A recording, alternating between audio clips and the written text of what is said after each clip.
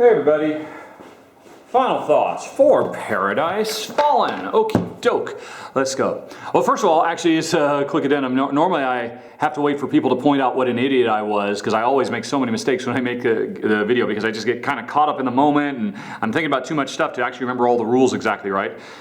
Which is why, by the way, in case you've never heard me say it, please do not use my videos as a replacement for the rules. In every video I make, I always make a few mistakes. If you really want to ensure you're watching the video without any of those mistakes being taught to you, watch my videos about a week or 2 weeks after they're posted, because by that point, people have actually pointed out all the mistakes and I've added annotations to the video. But I did notice one big, stupid mistake I made twice when I was putting the aberrations down. Come here, you.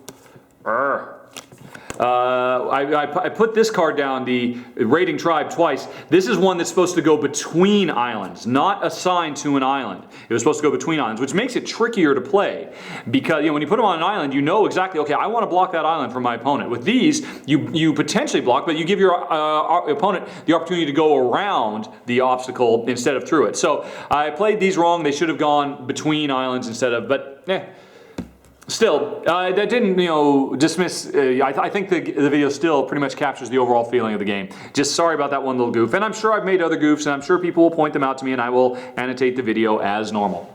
Okay, that out of the way. Let's actually talk about the game. Okay.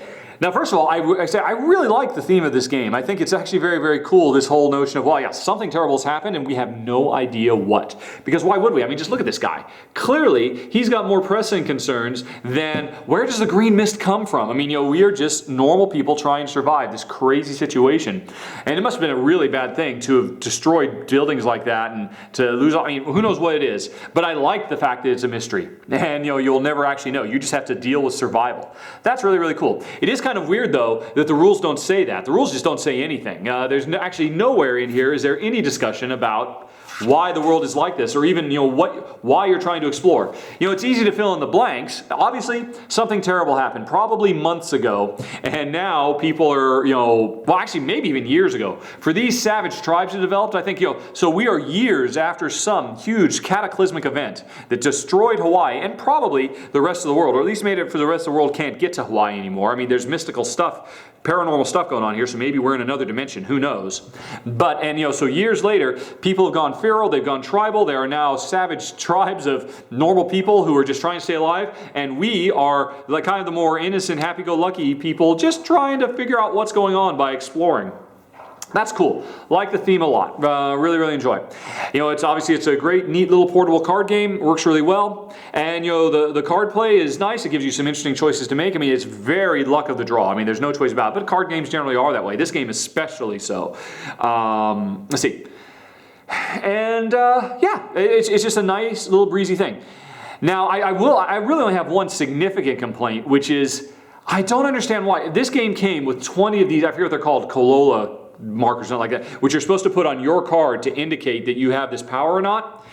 If instead of printing 20 of these, they had included, included 20 of these, if they had included 32 in 4 different colors, and instead of the 20 stickers I put on this thing, if they had had 32 stickers of the 4 different colors, then we wouldn't have to keep our cards. We could actually use these as markers to say, yep, I've been here, and Jen has been here, and Bob has been over there, and Bill's been over there, and that would make the game so much easier to play. It is a pain to constantly be having to, okay, let me look at the board and figure out where I need to go. Oh, but I have to figure out, okay, let me look at, I have to put this trap down here. Should I put it here or here? Okay, let me see where you've been, and with all, you have to check out where all the players are, and you just can't look at the board. And that's really kind of annoying. And for just 12 more stickers and 12 more wooden tokens, the game, and then all they had to do was just print the special powers of the islands on the cards themselves, rather than on these cards. Then when you explore, you just remove the card from the game. The game would play a lot easier. And quite frankly, if we were going to hold on to this game, we would definitely do that. We would probably use these Explore cards as the actual cards, so you can see what the power is, and we would just keep, well, what do you call it? A bunch of extra markers, so we can just put the markers on the board.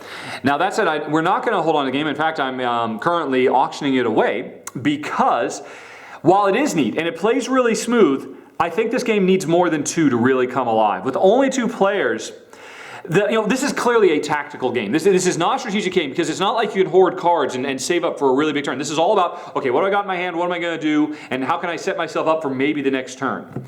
And there's nothing wrong with that. A good tactical game, well, I love a good tactical game. It doesn't have to be about deep strategy of thinking 8 moves ahead. Doesn't need to be that. But the problem is, with only 2 players, the board doesn't really change very much. Between my turn and then Jen's turn and then back to me, the board just kind of sits there and static, and it doesn't create as interesting a tactical landscape. The world isn't changing. It isn't giving me that much to respond to because there's only 2 of us. If I was playing this as a 4-player game, chances are much more significant that more of the, the aberrations would appear, and the world would become much more tricky to circumnavigate, and I'd have to spend a lot more time, or I'd have to come up with a lot more clever tactics to deal with that. But with a 2-player game, because that's not there, because you don't get anywhere near as many aberrations on the board, the game is a bit more luck dependent than it would otherwise be. Because, hey, you know what? Without very many aberrations standing in my way, if it happens to work out that way for me, if I get a good draw, I can crush you. And you saw, that's actually what happened in this run through. I mean, I beat Jen by 2 islands. I mean, I ran away with it because there was very little in the game that got in my way. And again, if there were more players, there would have been more stuff to get in my way, and the luck would even out.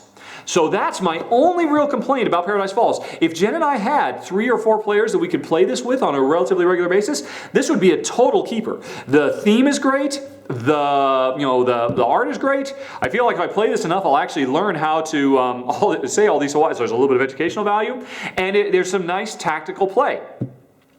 Without it being required to be like really nasty, punch and steal. It's there's a little bit of conflict, but it's kind of like nice passive aggressive conflict. Oh, I've just created a landmine for you to deal with. It's nothing personal. So I mean, actually, it's a really neat little game for 3 or 4 players. And if you are interested in getting it, I would definitely suggest, it'd be so easy to do, just get yourself 32 markers in 8 different colors, because then, if the markers have stickers on one side, hey, I put it on here. To indicate I've used this power, I just flip it to the unused side, from the used side to the unused side. Weird little oversight in terms of the production, a minor nibble. The bigger issue is I don't think it's as great with 2 players as it would be with 3 or 4. So anyway, there you go, folks. That is Paradise Fallen. If I made any other mistakes other than that really stupid bonehead mistake that I did, please let me know. Sorry about that, but otherwise, I hope you enjoyed the video, and have a nice day. Talk to you later. Bye-bye.